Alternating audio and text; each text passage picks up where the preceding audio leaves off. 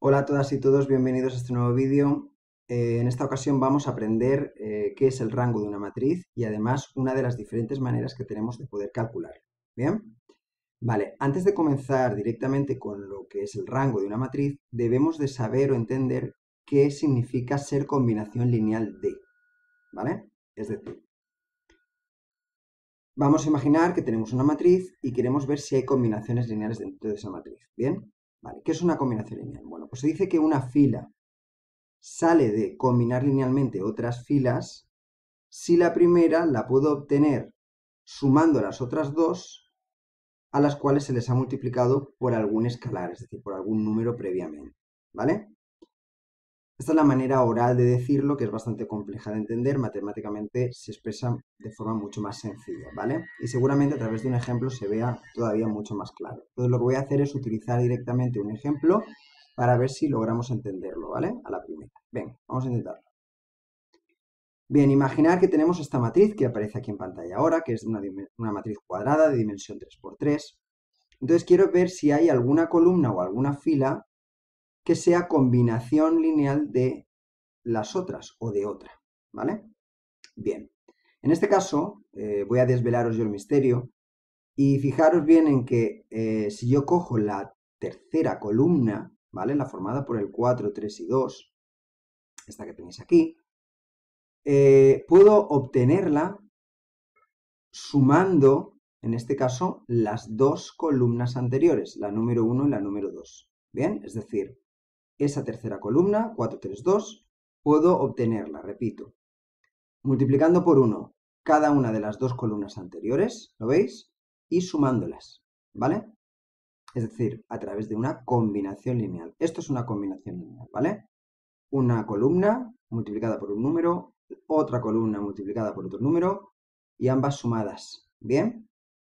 Si evidentemente se pudiera obtener a través de una sola columna, no aparece ninguna suma, es decir, es un número multiplicado por una columna. Bien, pero en este caso es combinación de esas dos columnas. ¿Vale?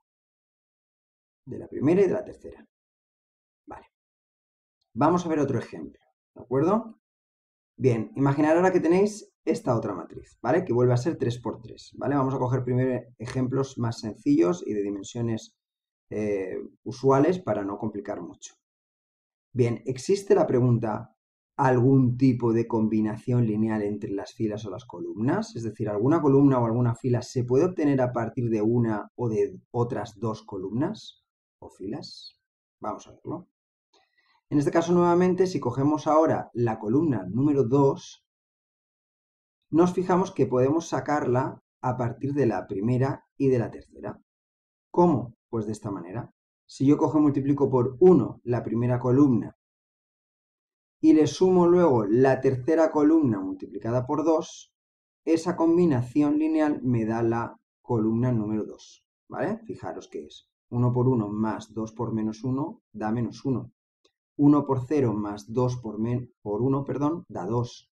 Y 1 por 1 más 2 por 2 es 4, el resultado de la suma da 5. Es decir, obtenemos la segunda columna combinando linealmente la primera y la tercera. ¿Vale? ¿Lo veis? Vale.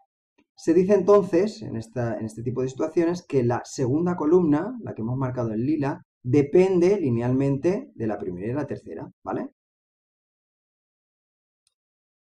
Veamos otro caso.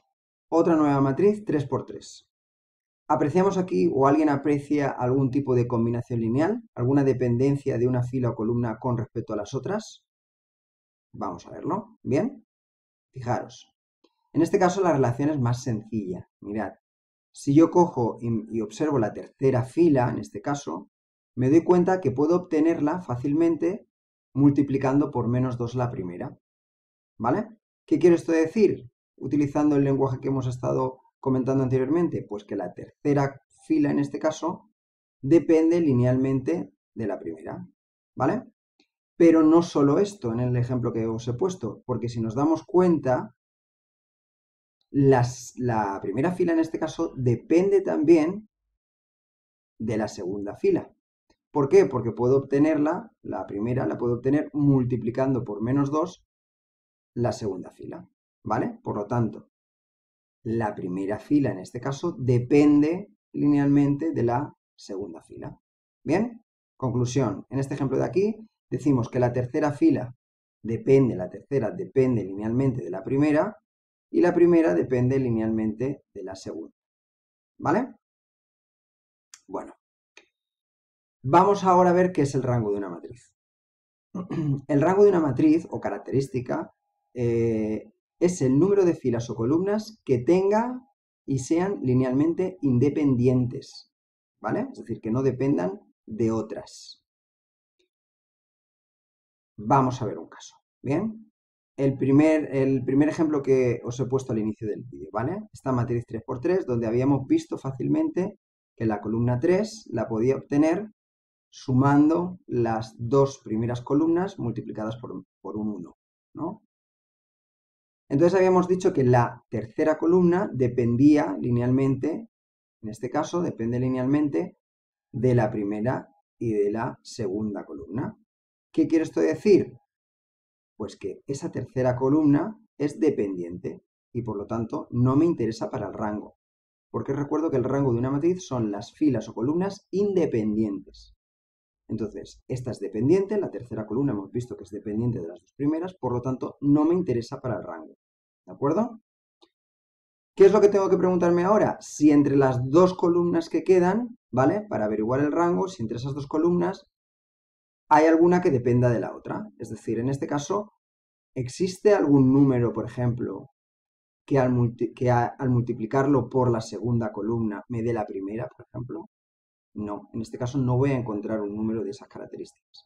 Por lo tanto, son independientes, ¿de acuerdo? Esas dos columnas entre sí son independientes. No voy a poder obtener linealmente una a partir de la otra. Conclusión, hay dos columnas independientes en esa matriz. Por lo tanto, el rango de esa matriz es 2. ¿Vale? ¿Sí? Se representará a través de una R y entre paréntesis la nomenclatura que hayamos utilizado para llamar a la matriz. ¿Vale? El rango de esta matriz es 2 porque hay dos columnas independientes. ¿Bien? Vamos a por otro ejemplo. Imaginaros ahora que tenemos esta matriz B 3×3. Vamos a ver cuántas filas o columnas independientes hay ahí dentro. Y ese número de filas o columnas independientes es lo mismo que el rango. ¿Vale? Vamos a ver si vemos alguna combinación lineal directamente, ¿vale? Entre ellas. En este caso es fácil darse cuenta de lo siguiente. Mirad, si me fijo, la tercera fila, en este caso, es exactamente igual que la primera, es decir, es la primera multiplicada por un 1.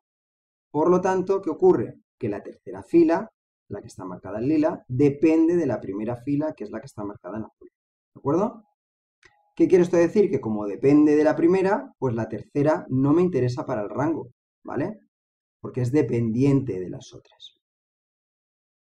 Bien, seguimos. Ahora vamos a preguntarnos si entre las dos filas que me quedan, ¿vale? 1, 2, 5 y la del 2, 4, 10, hay algún tipo de relación de dependencia lineal. Es decir, ¿puedo obtener una a partir de la otra de manera lineal? Bueno, pues en este caso es fácil darse cuenta que sí, porque si cojo la segunda fila, me doy cuenta que es precisamente la primera, pero multiplicada por un 2.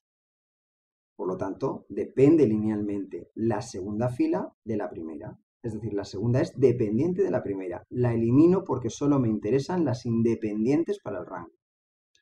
Entonces, la única fila que hay independiente en esa matriz es la primera, la del 1, 2, 5, en este caso. ¿Bien? Por lo tanto, el rango de la matriz es 1. ¿Bien? Solo hay una fila o una columna, si lo hubiéramos hecho por columnas también saldría, en el que, que es independiente, y por lo tanto el rango es 1. ¿Bien? Vale. ¿Qué ocurre? Pues que llegado a este punto, uno empieza a preocuparse, empieza a decir, si tengo que averiguar estas relaciones de dependencia que hay dentro de las matrices a simple vista, como estás haciendo tú ahora, pues me parece que voy a ser incapaz de hacerlo. Bien, yo os aseguro que con el tiempo y la práctica llegaréis a ver estas relaciones de dependencia de manera sencilla como lo estoy haciendo yo ahora, ¿vale? No obstante, hay métodos más mecánicos para poder calcularlos y yo lo que os voy a enseñar ahora es uno de esos métodos, ¿vale? Que además ya estuvimos trabajando la clase anterior en el aula y es utilizando el método de Gauss, ¿bien? Ya estudiamos los diferentes pasos permitidos en este método, por lo tanto no voy a hacer hincapié otra vez en recordarlos, ¿de acuerdo? Vamos a utilizar ya directamente el método de Gauss y vais a ver cómo averiguamos el rango usándolo, ¿bien? Vale. Vamos a coger este ejemplo. Bien, imaginaros que tenemos esta matriz 3×3. Y yo ahora imaginaros que estoy en un examen o estoy haciendo esa actividad en casa directamente, no tiene por qué ser un examen, y no veo ningún tipo de relación, lineal entre ellas. No sé si hay o no hay, ¿vale? Bueno, pues no tiene que cundir el pánico porque podemos aplicar el método de Gauss para averiguar. Bien, acordaros que el método de Gauss consistía en hacer ceros, en este caso por debajo de la diagonal, ¿vale? Triangularizar para hacer ceros aquí por debajo. Vale, y acordaros que el orden era siempre primero el primer elemento de la segunda fila, después el primer elemento de la tercera fila y finalmente, en este caso, el segundo elemento de la tercera fila. ¿Bien? Vale, vamos a ello, vamos a aplicar el método de Gauss. Bien, para hacer un cero en el primer lugar, lo que podemos hacer es fácilmente coger y cambiar esa segunda fila por la segunda fila, restándole 2 veces la primera. ¿Vale? Entonces, si hacemos esta operación sencilla, nos queda esta nueva columna, 0, 9, 11. ¿Bien? Ahora en el siguiente paso deberíamos hacer un 0 donde tenemos el 3, que es el primer elemento de la tercera fila. Vale, para ello lo que vamos a hacer es cambiar esa tercera fila, ¿vale? Por la tercera fila a la que le vamos a restar 3 veces la primera. ¿Lo veis? Acordaros que para hacer ceros en la primera columna, ¿sí? Los elementos de la primera columna hay que usar la primera fila. Bien, entonces de esta manera conseguimos que la tercera fila se cambie por un 0, un 9 y un 11. Bien, hacedlo con calma, parad el vídeo, hacedlo con calma si os fiáis y lo comprobáis. Bien, vale. Entonces ya tenemos ahora ceros por debajo de la diagonal en la primera columna. Nos falta hacer un 0 aquí, en ese 9, en el segundo elemento de la tercera fila. ¿Cómo? Pues como estoy en la segunda columna, si os dais cuenta, tenía que usar la segunda fila. Por lo tanto, lo que voy a hacer ahora es, directamente, el cambio que vamos a proponer es cambiar la tercera fila por la tercera fila que tenemos menos la segunda, ¿vale?